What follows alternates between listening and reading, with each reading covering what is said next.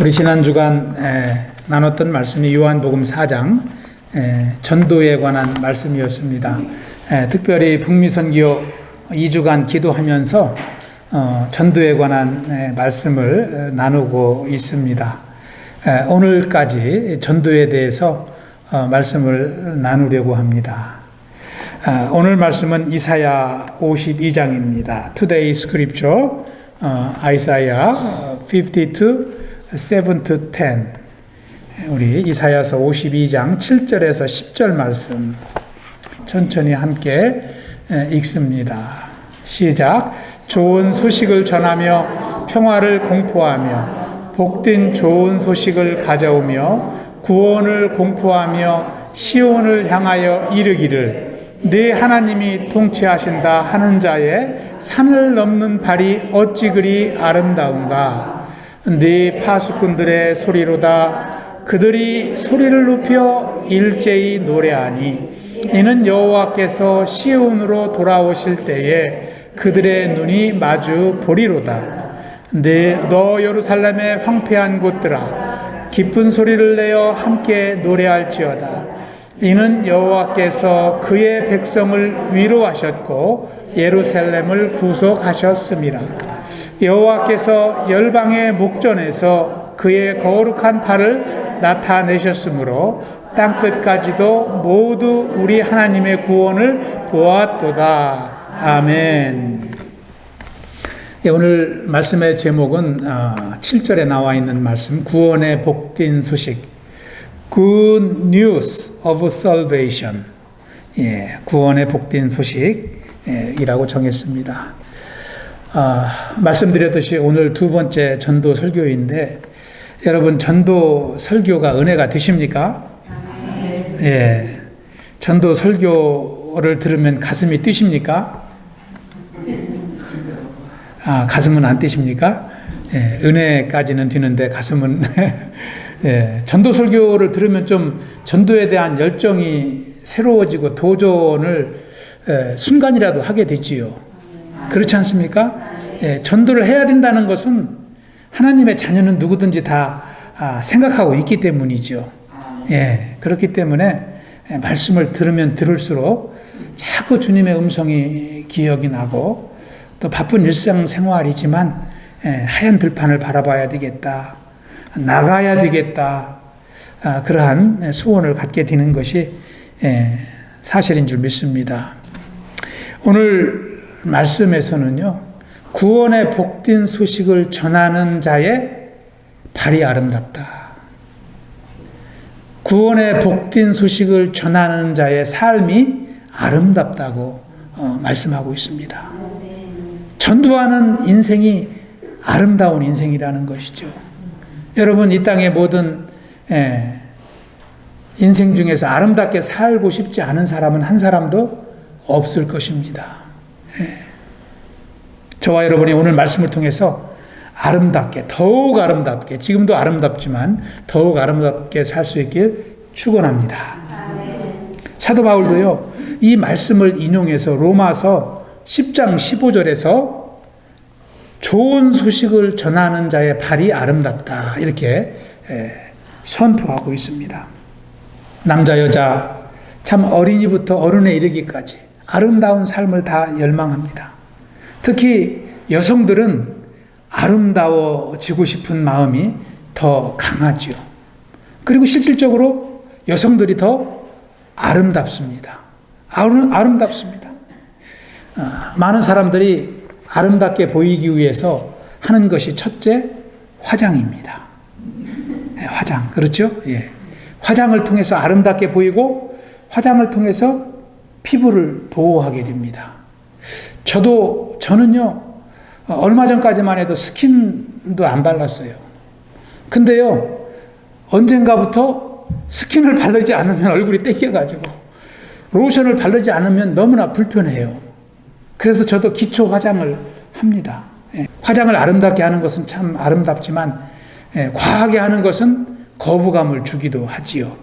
특히 남자들이 화장을 진하게 하면 아름답다고 보기보다는 좀 이상하게 보는 시선이 많을 수 있습니다. 특히 오늘날에는 어린 학생들까지도 화장을 하는 시대라고 그래요. 여러분도 뉴스를 통해서 아시겠지만 여중생들이나 여고생들 다 화장합니다. 심지어는 초등학생들까지도 10살이 넘으면 화장을 한다고 그래요. 이 기초 화장을 하면은 좋겠지만 기초 화장뿐만 아니라 메이크업을 하는 학생들이 50%가 넘는다고 그래요. 10대 청소년들이. 그런데요, 아름다운 것은 그 마음은 참 중요하지만 이 10대 청소년들이 화장을 하면 피부에 무리가 온다고 그래요. 그러니까 피부과 의사들이 그것을 많이 걱정을 합니다. 이 10대에는요, 피지분비가 많은 나이잖아요. 그래서 이 모공을 막기 때문에 그것을 억제하기 때문에 속에서 피부염이 생기고 여드름이 막 활성화되고 이런 피부 질환이 많아서 화장하는 학생들이 피부과를 많이 찾는다고 합니다. 무리한 것은 좋지 않습니다. 이 어른들도 화장을 하루 종일 하고 있으면 피부가 피로해지잖아요. 그래서 집에 가시면 가장 먼저 화장을 지우지 않습니까? 예. 제가 한국에서 살다가 미국에 또 이민을 와서 살아보니까 미국에 사시는 분들은 화장을 한국보다 적게 하시는 것 같아요. 꼭 필요할 때만 하시는 것 같아요. 이게 문화 차이인 것 같습니다. 한국에서는 그 생얼굴로는 가까운 데도 안 가시려고 하는데 미국에서는 너무나 편한 것이 그것 또한 아름다움인 것 같습니다. 여자들이 또 아름다워지기 위해서 하는 것이 또 뭐가 있어요? 성형수술을 합니다. 성형수술. 오늘날은 그것이 많이 보편화되어 있어요. 그게 자연스럽게 하고 있지요. 이 세계적인 추세입니다. 얼굴에 마음에 들지 않은 부분은 고칠 수 있습니다. 예. 자유의지대로 고칠 수가 있습니다. 제가 우연히 TV를 보는데 성형수술한 분들이 대담하는 프로도 있더라고요. 근데 성형수술이 있고 시술이 또 있어요. 예, 수술과 시술의 차이점이 있는데 그것을 40번 넘게 한 분들이 나와서 대담하는 것을 들었어요. 근데 보니까 아름답습니다. 예뻐 보입니다. 그런데 얼마나 긴 세월 동안 마음의 고통을 참아야 했을까요? 비용도 만만치 않다고 그래요. 그런데 그 수술에 드는 비용은 아까워지 않는다고 합니다. 그만큼 아름다워지고 싶기 때문입니다. 오늘날 수술을 하지 않은 사람이 드물 정도로 그렇게 흔한 것이 성형 수술이 되었습니다. 여러분, 저와 여러분은 하나님의 자녀이기 때문에 미적 아름다움에 대해서 성경적 의미를 한번 조명해 볼 필요가 있습니다. 세상 사람들은 자기가 원하면 하지만 하나님의 자녀는 하나님이 원하시는 것을 한번 생각해 볼 필요가 있다는 것이죠. 여러분, 하나님의 자녀는 누구입니까? 하나님의 자녀는 하나님의 창조물입니다.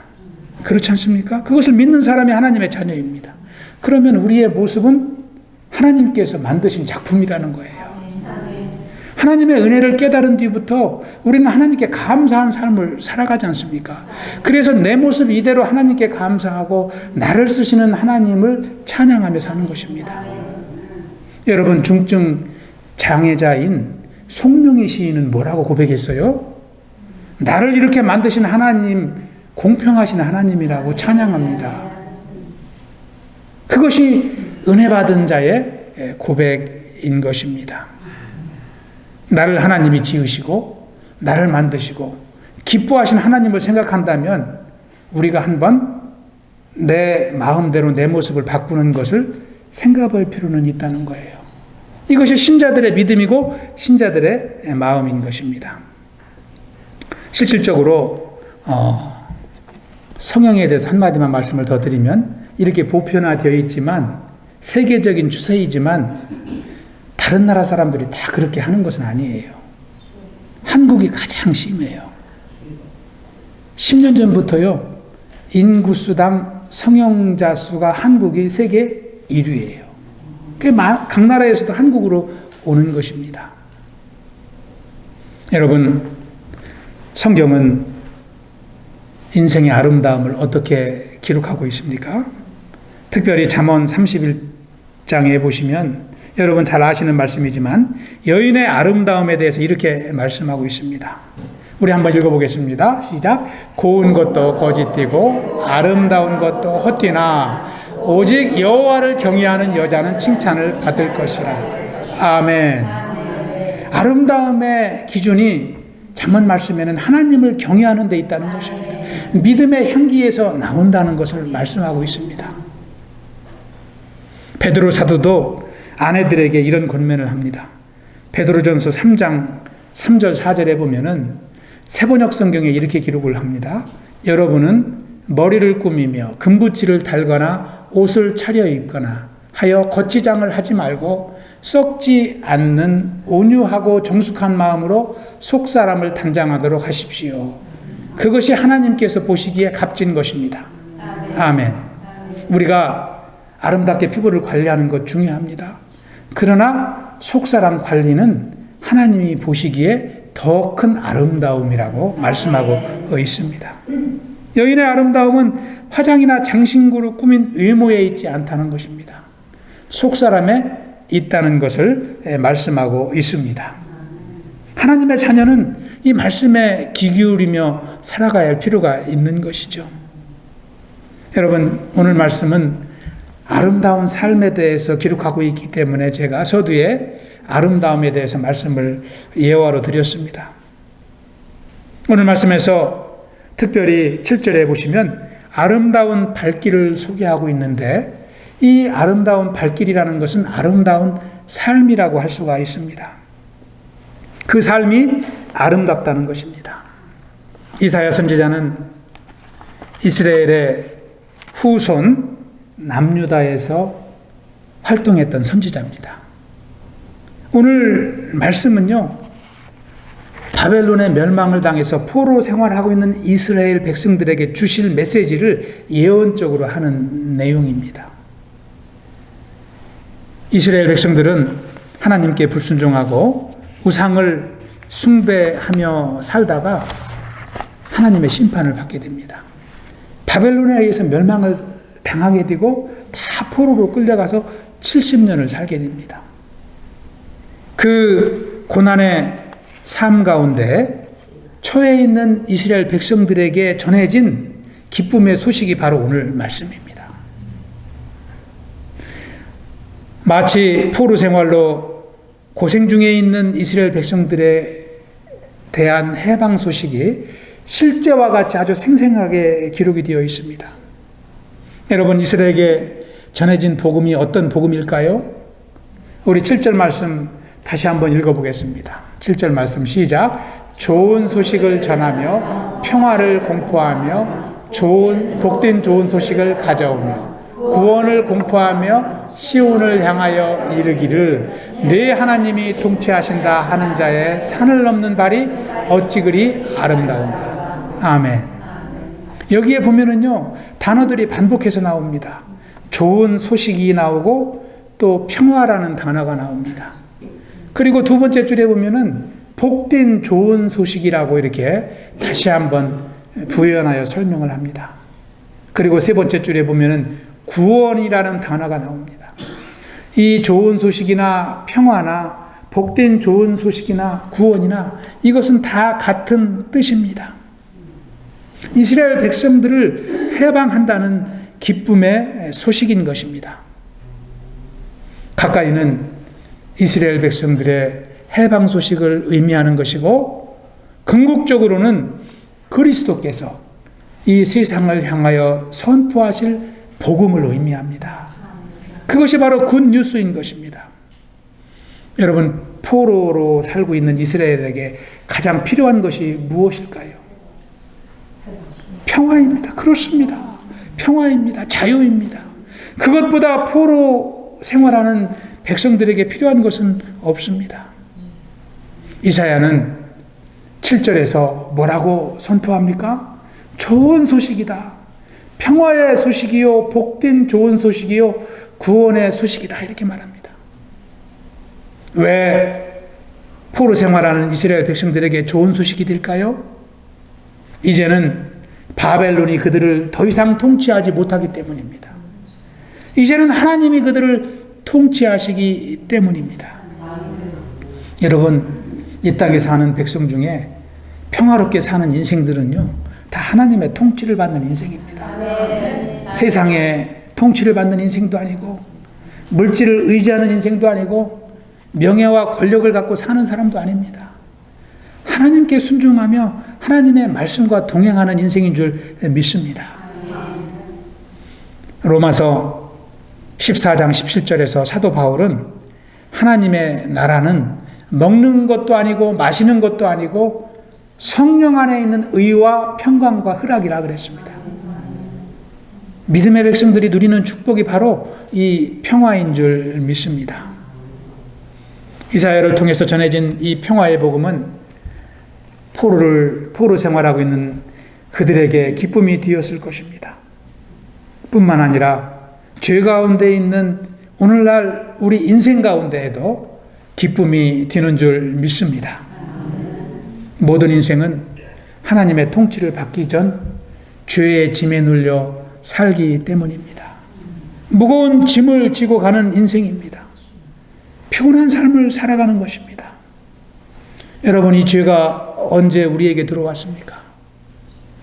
아담과 하와가 하나님께 불순종하고 선악과를 따먹는 그 순간부터 인류는 죄에 떨어진 것입니다.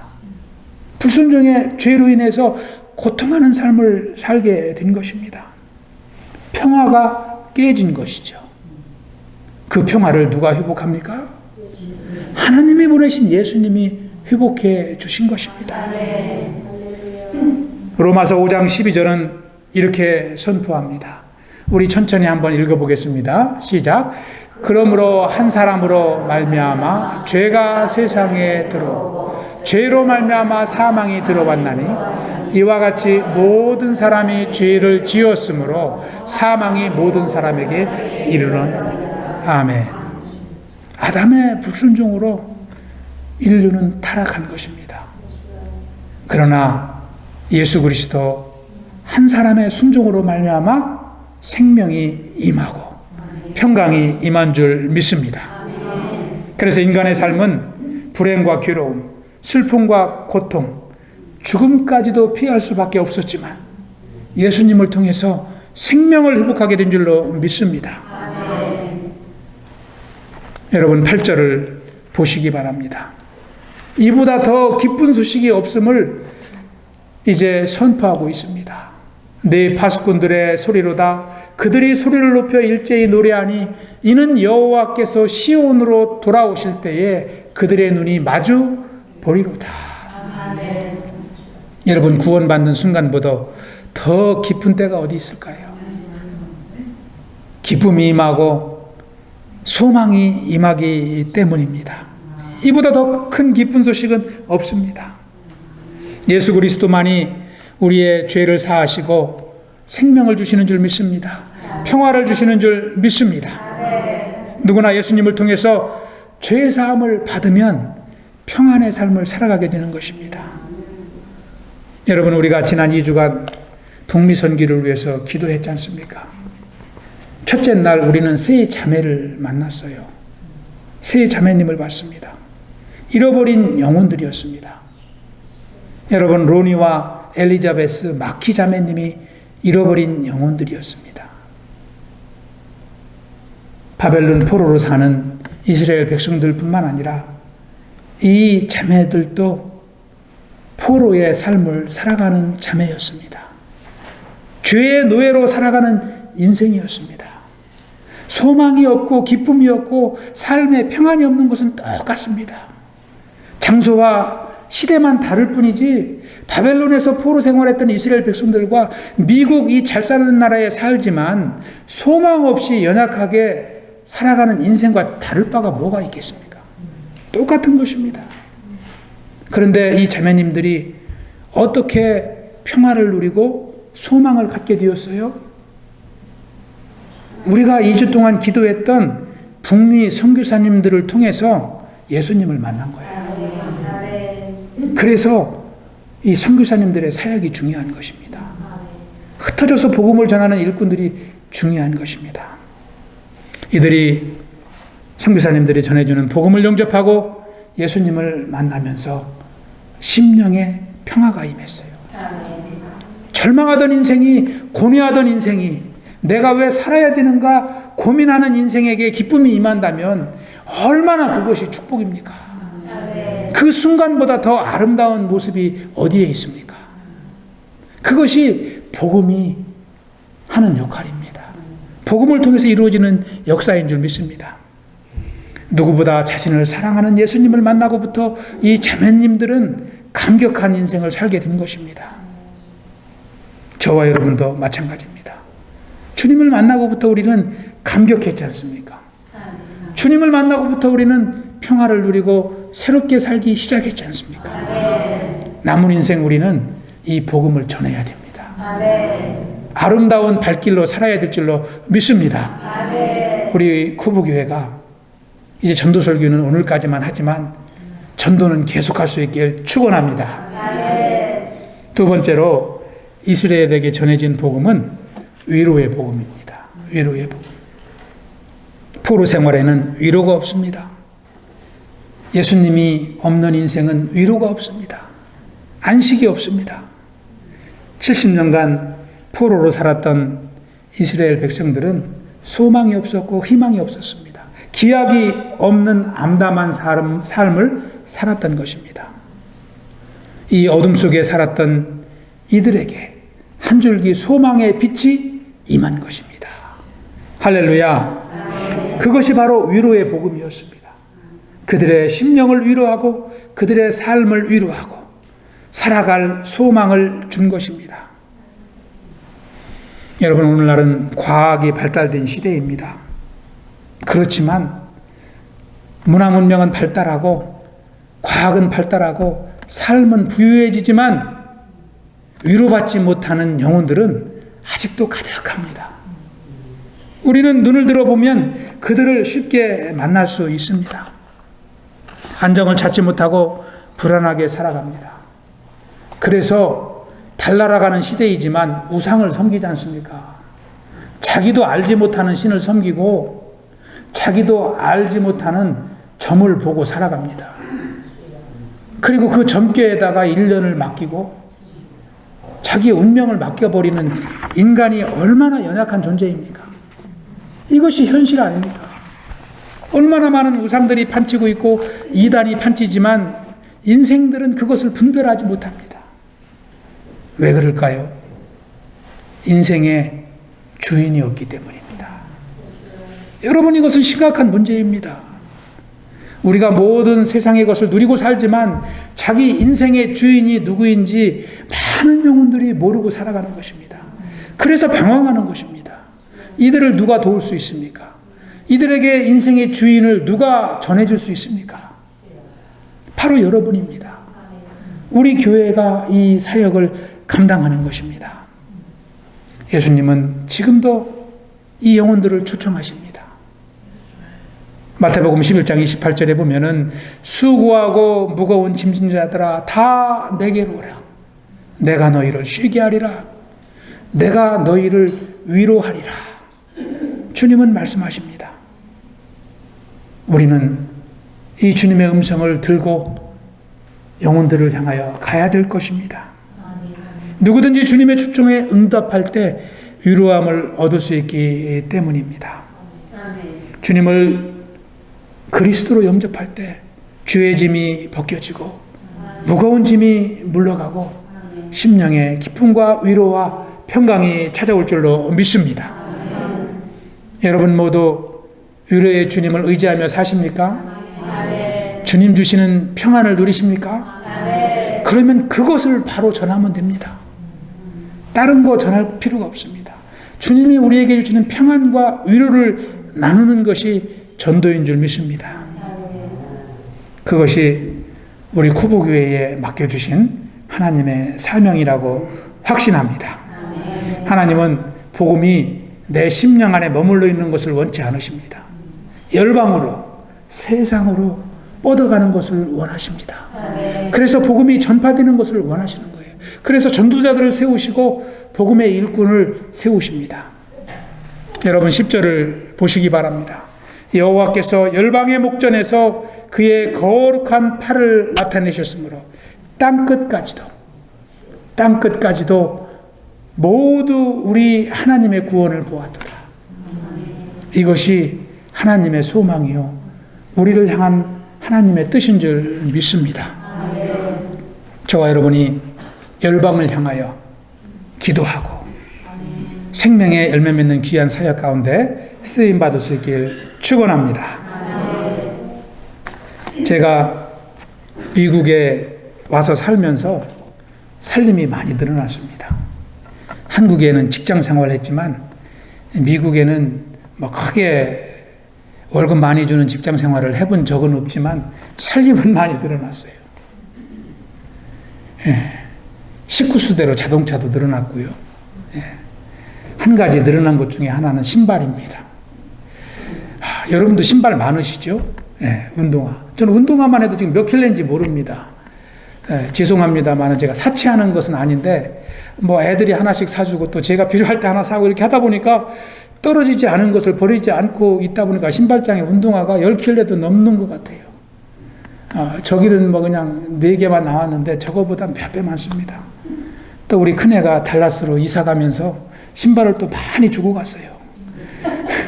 그래서 그거 한 번씩이라도 신으려면 저 오래 살아야 돼요. 어떤 때는요 무슨 신발을 신고 가야 될까 고민될 때가 있어요. 많으니까 고민이 되더라고요. 이 색깔이 좋을까 저 색깔이 좋을까. 여러분도 그러십니까? 그런데요 제가 오늘 말씀을 보면서 그 신발 생각이 났는데 어떤 신발을 신는 것이 아름다워 보일까 그런 생각을 하는 것이 부질없다고 생각을 했어요. 부질없다고. 어떤 신발을 신든 편한 것이 최고 아닙니까? 근데요 나를 아름답게 하는 것은 신발의 색상도 아니고 사이즈도 아니고 브랜드도 아니에요. 내가 그 신발을 신고 어디를 가느냐예요. 오늘 7절 말씀 보니까 그래요. 그 신발을 신고 세상으로 향해서 가느냐 아니면 복음을 전하러 가느냐. 어떤 발이 아름다운 발이에요? 신발은 어떤 신발이 중요한 게 아니라 그 신발 신고 무엇을 하러 가느냐예요. 이 비밀을 배웠습니다. 여러분 오늘날은 현대인의 발은 현대인의 신은 자동차 아닙니까? 자동차예요. 자동차도 많아요. 특히 미국은 더 그런 것 같아요. 왜 그러냐면 대중교통이 많지 않잖아요. 특히 텍사스는 대중교통이 흔하지 않기 때문에 식구수대로 제가 처음에 미국을 와서 한 집사님 가정에 초대를 받아서 식사를 하는데 그 집에 아들, 딸 둘하고 넷이 사는데 차가 2대더라고요. 그래서 한국에서 온 지 한 달도 안 돼가지고 뒤로 넘어질 뻔했어요. 아니 식구수대로 자동차가 있는 집이 어디 있느냐.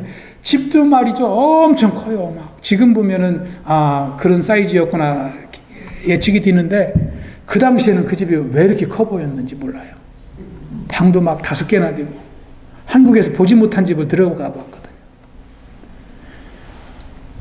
근데 여러분 자동차는 그러면 신발에 비유해서 한번 이야기를 해보면 어떤 자동차가 가장 멋있는 자동차예요? 어떤 브랜드? 얼마짜리? 우리 성도는 이것을 한번 생각해 봐야 된다는 거예요. 3만 불, 5만 불, 10만 불이 문제가 아니라 그 자동차를 타고 브랜드가 문제가 아니라 그 차를 타고 어디를 향해서 가느냐 이거예요. 어디를 향해서 가느냐. 전도하러 가면 섬김의 자리로, 전도의 자리로, 기도의 자리로 가는 자동차는 최고인 줄 믿습니다.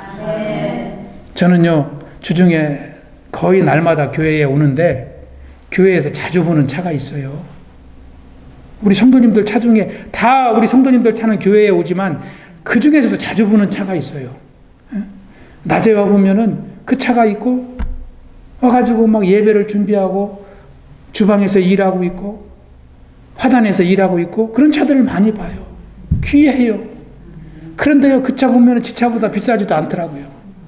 조그마한 승용차고 트레이드인 해도 뭐 이렇게 밸류를 많이 쳐주지 않을 차지만 참 귀한 자동차로 기억되고 있어요, 제 마음에는.